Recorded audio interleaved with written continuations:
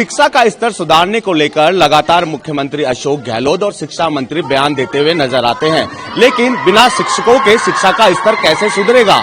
इस वक्त हम राजधानी की सबसे पुरानी स्कूल जो कि 1998 में स्थापित हुई थी वहां मौजूद है, लेकिन यहां शिक्षकों की कमी के चलते कह सकते हैं कि बच्चों को उचित शिक्षा नहीं मिल रही है। जो स्कूल के गेट है यहां पर ताले लगे हुए हैं, बच्चे बाहर हैं, खेल रहे हैं, लेकिन जो शिक्षक थे उनको किसी और काम पे प्रशासन की ओर से लगा दिया गया है। आप तस्वीरों में देख सकते हैं बच्चे जब यहां पहुंचे तो शिक्षक नहीं मिले। हालांकि शिक्षा का स्तर सुधारने को लेकर लगातार नए नए आयाम लाए जाते हैं, नए नए हथकंडे अपनाए जाते हैं, बयानबाजी दी जाती है, दिशा निर्देश निकाले जाते हैं, लेकिन शिक्षा का स्तर कैसे सुधरेगा। आप देख सकते हैं नौनिहालों के बैग जो है बाहर पड़े हुए हैं, शिक्षक नहीं है, शिक्षकों की कमी है, या ये कहें कि शिक्षकों को कहीं और ड्यूटी पर लगा दिया गया है।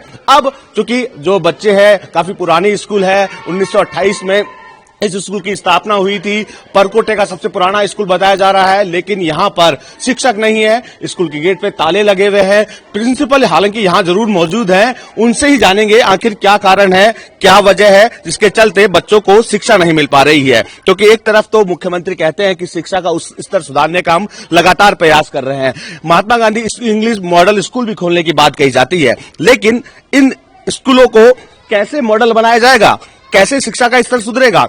जो काफी प्राचीन काफी पुरानी स्कूल है जिसकी स्थापना 1928 में की गई थी, वहां पर ही जो है बच्चों को उचित शिक्षा नहीं मिल रही है। यहाँ के प्रिंसिपल हमारे साथ हैं, इनसे ही बातचीत करते हैं। बच्चे तो यहाँ पहुंचे हुए हैं लेकिन शिक्षक नदारद हैं, क्या कारण है।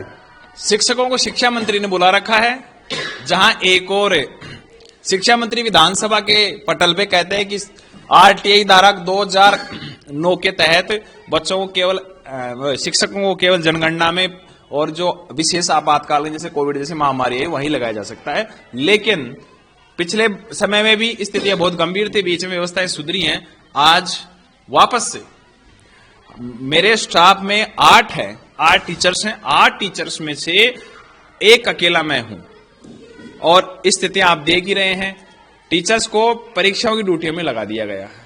कितनी विडंबना की बात है कि 70 हजार रुपए लेने वाले एक शिक्षक की ड्यूटी आप किसी प्राइवेट एजेंसी के माध्यम से भी करवा सकते हैं। उनकी ड्यूटी आपने एग्जाम कल की है और आपने आज ही उनकी ड्यूटियां लगा दी। मैंने हमारे जो मेरे से उच्चस्थ अधिकारी है सीआरसी महोदय, उनसे भी संपर्क किया तो उन्होंने कहा कि मेरे पास ऊपर से आदेश है। मैं सीबीओ ऑफिस गया तो वहां सीबीओ साहिबा थी नहीं, स्वयं उपस्थित। उसके बाद में स्कूल आया, मैंने स्कूल के आगे ताले खोले और स्थिति आपके सामने है। 8 का स्टाफ है, मैं अकेला यहाँ संस्था प्रधान हूँ। मुझे दूध भी पिलाना है, खाना भी खिलाना है, 8 कक्षाओं को पढ़ाना भी है। मेरे पास नामांकन लगभग कोविड काल में, आपको पता है सरकारी स्कूलों में नामांकन बढ़ा था, लेकिन जब स्कूल वास्तविक जब खुली तो नामांकन धीरे धीरे घटता घटता 137-38 पे नामांकन आ गया है। स्थिति ऐसी बनी रही तो ये नामांकन मेरे हिसाब से दो सिंगल डिजिट में, 2 डिजिट में भी आ सकता है। आज चूंकि ये जयपुर सिटी का सबसे बढ़िया इलाका है, यहाँ पर गार्जियंस ट्रैफिक की वजह से खुद छोड़ने आते हैं। गार्जियंस आज स्कूल छोड़ने आए तो यहाँ पर बच्चों को पढ़ाने वाले शिक्षक नहीं मिले, गार्जियंस बच्चों को ले गए और ये धमकी देके गए हैं कि हम हमारे बच्चों की टीसी कटवा देंगे। लगभग उन्होंने काफी एप्लीकेशन हमारे को दी है टीसी काटने की। तो आपके माध्यम से मैं सरकार से, मुख्यमंत्री महोदय से अनुरोध करूंगा कि हमारे शिक्षक हमें लौटा दो, हमारे बच्चों का भविष्य का सवाल। आप देखिए सर, मेरे पास 8 का स्टाफ, 9 का स्टाफ है सर, ये 9 का स्टाफ है और 9 में से सर ये जितेंद्र सैन जो हमारा एक चतुर्थ श्रेणी का कर्मचारी है, वो हमारे खाना खिलाने से लेकर पढ़ा लिखा है, छोटा मोटा काम कर भी सकता था, उसको डीओ ने लगा रखा है डेपुटेशन पे पहले से ही, और ये पूरा का पूरा स्टाफ खाली पड़ा है।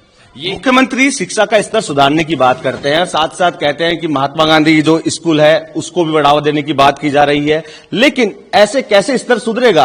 आप कह रहे हैं कि लगातार प्रशासनिक अधिकारियों को अवगत भी कराया, क्या शिक्षा मंत्री को अवगत कराया। बहुत बार करवाए, लेकिन उन्होंने कहा कि शिक्षा, चूंकि ये सरकारी कार्यक्रम है, ये तो करने ही पड़ेंगे। मैं शिक्षा मंत्री महोदय से कहना चाहूंगा, आप ना तो ट्रांसफर कर रहे हैं, ना आप किसी प्रकार के और शिक्षा में नवाचार कर रहे हैं। आपने शिक्षकों को एक बाबू बना के छोड़ दिया, कलंक बना के छोड़ दिया, शिक्षकों को मूल काम से आपने हटा दिया। उसके जिम्मेदार और केवल जिम्मेदार आप हैं, आप अपनी जिम्मेदारी से बच नहीं सकते। मैं आपको ये हमारे एसएमसी के अध्यक्ष हैं, इनसे कहूंगा कि आप इनसे वास्तविक स्थिति लीजिए। स्थिति डामाडोल होती जा रही है, सरकार कर रही है, हम सुधारने का प्रयास कर रहे हैं, लेकिन स्कूल में शिक्षक नहीं है, सरकारी कामों में उनकी ड्यूटी लगा दी है। एक्चुअली में क्या टीचर आ नहीं पाते हैं, इसलिए बच्चे कहते हैं घर पे जाके साहब पढ़ाई नहीं होती है, इसलिए बच्चे आ नहीं पा रहे हैं। अगर पढ़ाई रेगुलर हो तो यहाँ बच्चा खूब आ सकते हैं, क्योंकि बहुत अच्छी जगह है ये और हेरिटेज में आता है हमारे ये स्कूल, और बहुत पुराना स्कूल है ये। मैं पहले यहाँ पे आता था पहले, तो यहाँ पे पूरा ग्राउंड भरा हुआ रहता था, इतने बच्चे थे यहाँ पे। लेकिन आज देख रहा हूँ तो बच्चे ही 20-25 बच्चों से ज़्यादा बच्चे हैं नहीं। बिल्कुल, देखिए अगर शिक्षक ही नहीं होंगे तो निश्चित तौर पर जो बच्चे हैं वो भी यहां से जाते हुए नजर आएंगे। ये तस्वीर देख सकते हैं, चाहे बीजेपी का नेता हो चाहे कांग्रेस का नेता हो, हर कोई इस स्कूल में आया है और वाहवाही लूट के जरूर गया है, लेकिन बच्चों के विकास के लिए, शिक्षा का स्तर सुधारने के लिए केवल बयानबाजी की जाती है और किसी तरह का सुधार नहीं किया जाता। अब देखने वाली बात यह होगी कि सरकार जिस तरह के वादे कर रही है, सुधारने की बात की जा रही है, लेकिन स्कूल के बच्चों को शिक्षक नहीं मिल रहे हैं, तो कैसे शिक्षा का स्तर सुधरेगा। बसंत पांडे, TV9 जयपुर।